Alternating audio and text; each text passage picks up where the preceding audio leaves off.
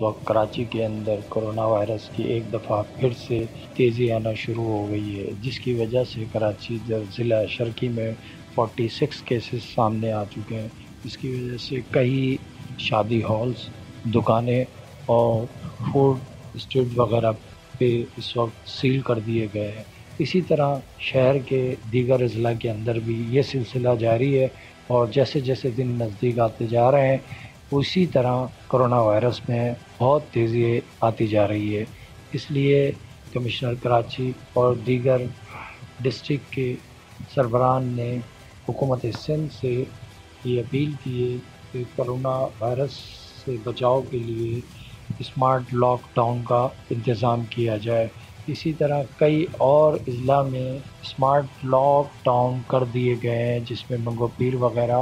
North Karachi اور دیگر جگہ جاری ہے، اور کوشش کی جا رہی ہے کہ اس کی روک تھام کے لیے عوام میں زیادہ سے زیادہ آگاہی کی جائے، اور جہاں پہ زیادہ پبلک کا رش یا جہاں پہ اس چیز میں بے احتیاطی کی جا رہی ہے تو فوراً ہی اس جگہ کو سیل کر دیا جا رہا ہے۔ اس لیے عوام سے اپیل کی جا رہی ہے کہ زیادہ سے زیادہ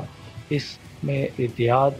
کیا جائے کہ آنے والے وقتوں میں کرونا وائرس کا حملہ بہت تیز اور سخت ہے۔